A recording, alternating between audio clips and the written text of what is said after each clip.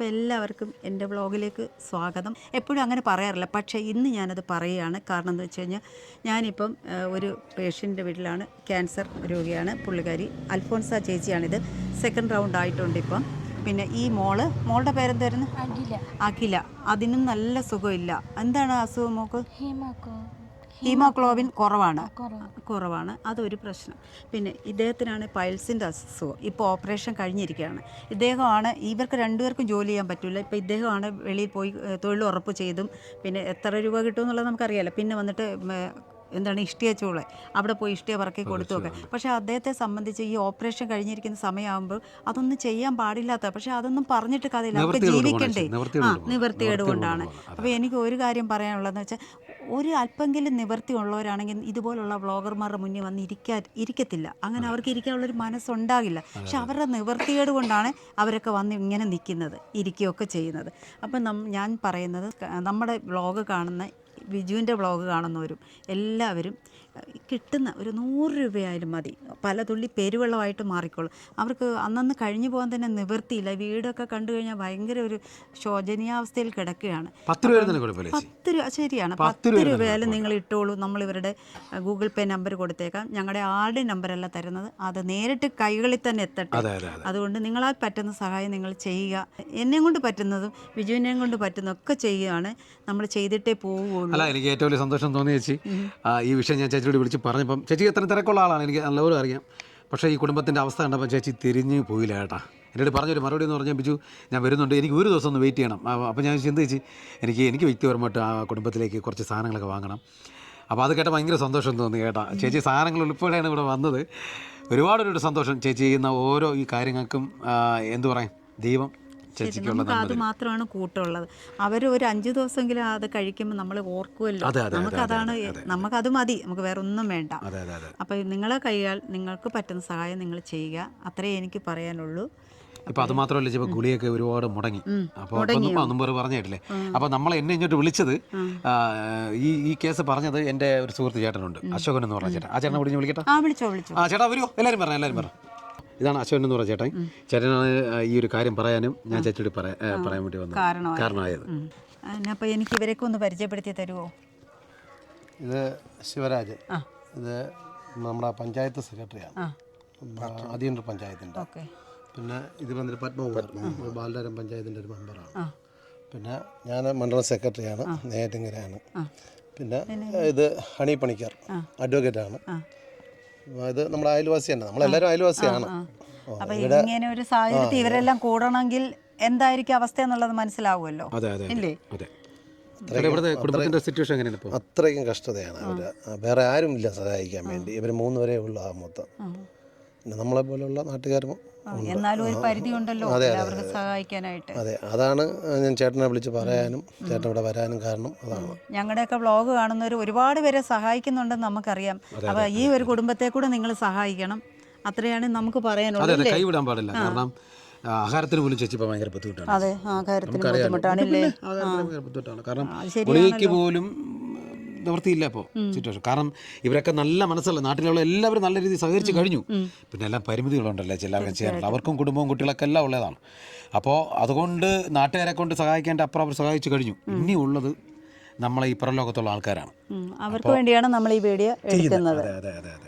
അപ്പം നിങ്ങൾക്ക് മരുന്ന് വാങ്ങിച്ചു കൊടുക്കാൻ പറ്റുമെങ്കിൽ മരുന്ന് വാങ്ങിച്ചു കൊടുക്കും. ആഹാര സാധനങ്ങൾ പറ്റുമെങ്കിൽ നിങ്ങൾ ഇതുപോലെ ഉള്ളത് കൊണ്ടു കൊടുക്ക്. അങ്ങനെയൊക്കെ എല്ലാവരും പറ്റുന്ന രീതിയിൽ ചെയ്ത് സഹായിക്കൂ. നമ്മളിതുപോലെ നമ്മുടെ നാടൊന്നും ദാരിദ്ര്യ നിർമ്മാർജ്ജനം ചെയ്ത സ്ഥലങ്ങളൊന്നും അല്ല. പോയി ഇറങ്ങി നോക്കണം. ഇറങ്ങി നോക്കിയാലേ അറിയത്തുള്ളൂ ഓരോ വീടും പട്ടിണി കൊണ്ട് കിടക്കുകയാണെന്നുള്ളത്, അല്ലേ? തീർച്ചയായും ഒരുപാടുണ്ട്. അസുഖങ്ങളായിട്ട് കിടക്കുന്ന ഒരുപാട്. പിന്നെ ഇതിനിടയ്ക്ക് തന്നെ ഒരാഴ്ച ആയതേ ഉള്ളൂ, ഒരു വീട്ടിനകത്ത് ഇതുപോലെ തന്നെ സാഹചര്യം മോശമായതുകൊണ്ട് ഒരു സ്ത്രീ അതിനകത്ത് മരിച്ചു കിടക്കുകയും അമ്മ ബെഡ്ഷീറ്റ് എടുത്ത് മൂടി വയ്ക്കുകയും ചെയ്തു. അത്രയ്ക്ക് പട്ടിണിയും പരിവട്ടവുമായിട്ടുള്ള ഒരു ഗ്രാമമാണ്. അതിന് നിങ്ങളെപ്പോലെയുള്ളവരാണ് ഇത് പിറം ലോകം എത്തിച്ച് അവരുടെ കാരുണ്യം ഇവർക്ക് എത്തിക്കാൻ വേണ്ടി. നമുക്ക് വളരെ സന്തോഷമായി നിങ്ങൾ രണ്ടാളും വന്ന് ഈ വീഡിയോ എടുത്ത് നാട്ടുകാരെയൊക്കെ നമ്മളപ്പോൾ പുറം ലോകത്തെ അറിയിക്കാൻ എത്തിയതിൽ വളരെയേറെ സന്തോഷം. നന്ദി. നമുക്ക് ചെയ്താൽ ഒരുപാട് സന്തോഷം ചേച്ചി വന്നതിൽ. നാട്ടുകാരെന്നുള്ള ലെവലിൽ ഇവരൊപ്പം എനിക്കും വരാൻ പറ്റി. ഞാനും ഈ തൊട്ടടുത്താണ്, ഇവിടെ നേരിലാണ്.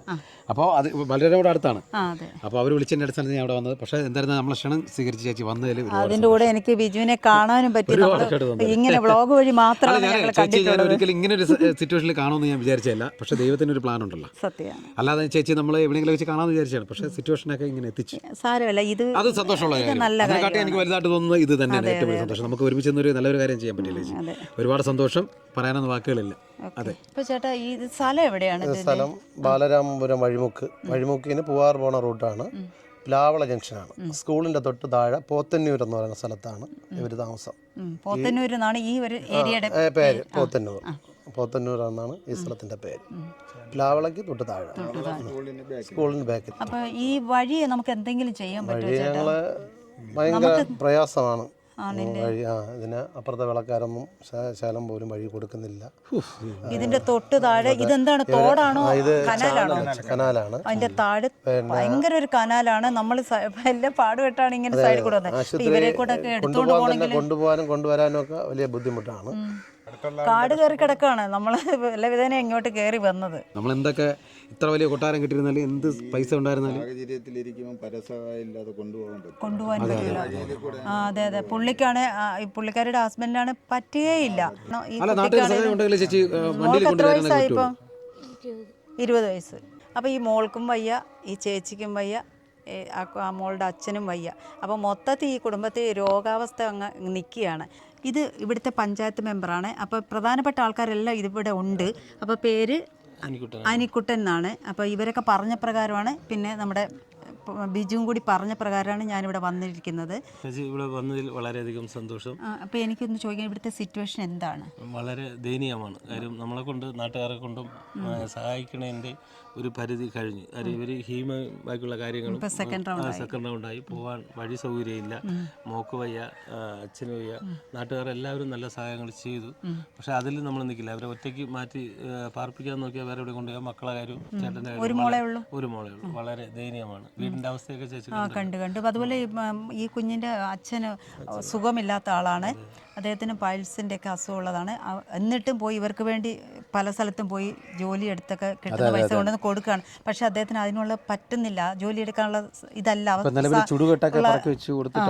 തന്നെ തൊഴിലുറപ്പ്, ചുടുകട്ട കമ്പനി, അവിടെ പോയി ചുടുകട്ട പറക്കി കൊടുക്കുക, ഇതൊക്കെയാണ് പുള്ളി ചെയ്തുകൊണ്ട്. പക്ഷേ അറിയാമല്ലോ, ഇങ്ങനെയൊക്കെ ഓപ്പറേഷൻ കഴിഞ്ഞിരിക്കുന്ന ഒരു വ്യക്തിക്ക് ഇതൊന്നും ചെയ്യാൻ പാടില്ലാത്ത കാര്യമാണ്. കൂടി പറഞ്ഞ ചേച്ചി ഒരു 100 രൂപ മാക്സിമം കിട്ടുമായിരിക്കും ഒരു ദിവസം. ഒരു 100-150 രൂപ. ഒരു വീട് കഴിഞ്ഞ് പോകുന്നതിന്റെ ബുദ്ധിമുട്ട് ചേച്ചിക്ക് അറിയാൻ പറ്റും. പിന്നെന്താ അറിയാം.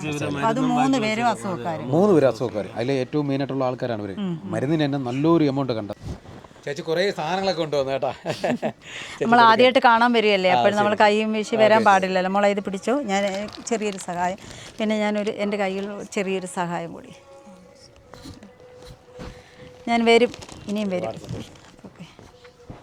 2 പേരുടെ വ്ളോഗും കാണുന്നവർ നിങ്ങൾ ഹെൽപ്പ് ചെയ്യുമെന്നാണ് ഞാൻ പരിപൂർണമായിട്ടും വിശ്വസിക്കുന്നുണ്ട്. ചെയ്യും ഇല്ലേ? തീർച്ചയായിട്ടും എല്ലാവരും ചെയ്യണമെന്നാണ് നമ്മൾ അപേക്ഷിക്കുന്നത്. ഓക്കെ. അപ്പോൾ ഓക്കെ, ഒരുപാട് സന്തോഷം. എല്ലാവരും സഹായിക്കുമെന്ന് വിചാരിക്കുന്നു. അതെ.